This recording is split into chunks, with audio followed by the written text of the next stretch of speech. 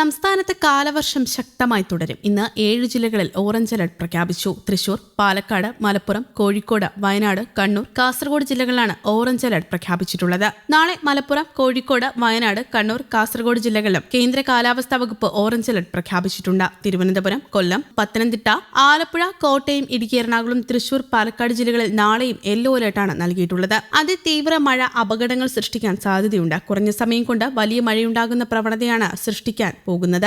അത് മലവെള്ളപ്പാച്ചിലിനും മിന്നൽ പ്രളയങ്ങളും സൃഷ്ടിച്ചേക്കാം. നഗരപ്രദേശങ്ങളിലും താഴ്ന്ന പ്രദേശങ്ങളിലും വെള്ളക്കെട്ട് രൂപപ്പെടാനും സാധ്യതയുണ്ട്. മഴ തുടരുന്ന സാഹചര്യം മണ്ണിടിച്ചിലിനും ഉരുൾപൊട്ടലും സൃഷ്ടിച്ചേക്കാം. പൊതുജനങ്ങളും സർക്കാർ സംവിധാനങ്ങളും അതീവ ജാഗ്രത പാലിക്കണമെന്നും കേന്ദ്ര കാലാവസ്ഥാ വകുപ്പ് മുന്നറിയിപ്പ് നൽകി. കേരള, ലക്ഷദ്വീപ്, കർണാടക തീരങ്ങളിൽ 9 വരെ മത്സ്യബന്ധനത്തിന് പോകാൻ പാടില്ലെന്ന് കേന്ദ്ര കാലാവസ്ഥാ വകുപ്പ് അറിയിച്ചു. അതേസമയം അതിശക്ത മഴയെ തുടർന്നുണ്ടായ അപകടങ്ങളിൽ സംസ്ഥാനത്താകെ ഇന്നലെ 6 പേർക്കാണ് ജീവൻ നഷ്ടമായത്. കാസർഗോഡ് ആദൂരിൽ കനത്ത മഴയിൽ വീടിന്റെ മതിലിടിഞ്ഞു വീണ സഹോദരങ്ങളായ 2 കുട്ടികൾക്ക് ദാരുണാന്ത്യം സംഭവിച്ചു. തൃശൂർ മണലൂരിൽ ശക്തമായ കാറ്റിലും മഴയിലും വീടിന് മുകളിൽ മരം വീണ് വിഷ്ണു എന്ന യുവാവാണ് മരിച്ചത്. എറണാകുളം പട്ടിമറ്റത്ത് കൂട്ടുകാരോടൊപ്പം ചിറയിൽ കുളിക്കാനിറങ്ങിയ കൊല്ലം മയ്യനാട് സ്വദേശിയായ നബീൽ എന്ന വിദ്യാർത്ഥിയും വെള്ളത്തിൽ മുങ്ങി മരിച്ചു. മറ്റൊരു ദാരുണ അപകടമുണ്ടായത് കോഴിക്കോട് ജില്ലയിലാണ്. കുറ്റ്യാടിപ്പുഴയിൽ ഒഴുക്കിൽപ്പെട്ട അമ്മയും മകനും മരിച്ചു. ഫാർമസിസ്റ്റ് രമ്യ, ഇവരുടെ 7 വയസ്സുകാരനായ മകൻ ശിവാനന്ദ് എന്നിവരാണ് പുഴയിലെ ശക്തമായ ഒഴുക്കിൽപ്പെട്ട് ജീവൻ വെടിഞ്ഞത്. സംസ്ഥാനത്തിന്റെ വിവിധ ഭാഗങ്ങളിൽ കനത്ത മഴയും വ്യാപക നാശനഷ്ടങ്ങളും തുടരുന്ന സാഹചര്യത്തിൽ വലിയ തോതിലുള്ള ജാഗ്രതാ നിർദ്ദേശമാണ് അധികൃതർ പുറപ്പെടുവിച്ചിട്ടുള്ളത്.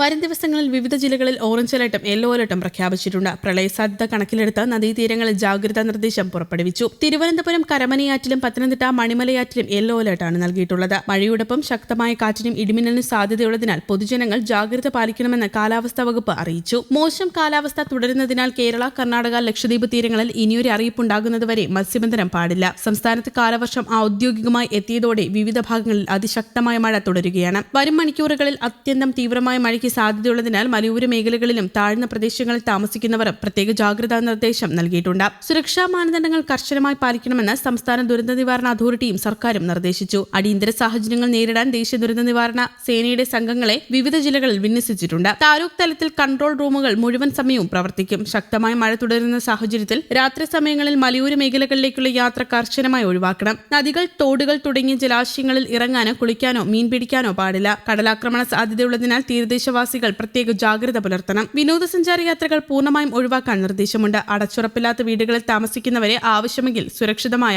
ദുരിതാശ്വാസ ക്യാമ്പുകളിലേക്ക് മാറ്റാൻ ജില്ലാ കളക്ടർമാർക്ക് നിർദ്ദേശം നൽകി. കാറ്റിൽ മരങ്ങൾ കടപുഴകി വീഴാനും വൈദ്യുതി പോസ്റ്റുകൾ തകരാനും സാധ്യതയുണ്ട്. അതിനാൽ വാഹനങ്ങൾ മരങ്ങൾക്ക് താഴെ പാർക്ക് ചെയ്യരുത്. അത്യാവശ്യമില്ലാത്ത യാത്രകൾ പരമാവധി ഒഴിവാക്കണമെന്നും സുരക്ഷ ഉറപ്പാക്കണമെന്നും സർക്കാരിന്റെ കർശന നിർദ്ദേശമുണ്ട്. അവധി പ്രഖ്യാപിച്ച മേഖലകളിൽ പ്രൊഫഷണൽ കോളേജുകൾ ഉൾപ്പെടെയുള്ള എല്ലാ വിദ്യാഭ്യാസ സ്ഥാപനങ്ങൾക്കും ഇത് ബാധകമായിരിക്കും. സർവകലാശാലകൾ മുൻകൂട്ടി നിശ്ചയിച്ച പരീക്ഷകൾക്ക് മാറ്റമില്ല. അങ്കണവാടികൾക്കും ട്യൂഷൻ സെന്ററുകൾക്കും അവധി ബാധകമാണ്. മഴക്കാല രോഗങ്ങൾ പടർന്നു പിടിക്കാതിരിക്കാൻ ആരോഗ്യവകുപ്പും പൊതുജനങ്ങൾക്ക് നിർദ്ദേശം നൽകിയിട്ടുണ്ട്. കൊച്ചിയിൽ വിവിധയിടങ്ങളിൽ ശനിയാഴ്ചയും പരക്കെ മഴ ലഭിച്ചു. കോർപ്പറേഷന്റെ മഴക്കാല പൂർവ്വ ശുചീകരണ പ്രവർത്തനങ്ങൾ താളം തെറ്റിയതിന് പിന്നാലെ കാലവർഷം കൂടി എത്തിയതോടെ നഗരത്തിലെ ജനങ്ങൾക്ക് ദുരിതം ഇരട്ടിയായിരിക്കുകയാണ്. മാലിന്യം നിറഞ്ഞ കാനകളും തോടുകളും വൃത്തിയാക്കാതെ ഒഴുക്ക് നിലച്ചതും കഴിഞ്ഞ ദിവസങ്ങളിൽ പെയ്ത മഴയും നഗരത്തെ വെള്ളക്കെട്ടിലാക്കിയിരിക്കുകയാണ്. പ്രധാന റോഡുകളിലും ഇടറോഡുകളിലും വെള്ളക്കെട്ട് രൂക്ഷമായത് യാത്രക്കാരെ വലച്ചു. മലിനജലം റോഡിൽ കെട്ടിക്കിടക്കുന്നത് മൂലം പകർച്ചവ്യാധികൾ പടർന്നു പിടിക്കാനും സാധ്യതയേറെയാണെന്നും ആരോപണങ്ങൾ ഉയരുന്നുണ്ട്.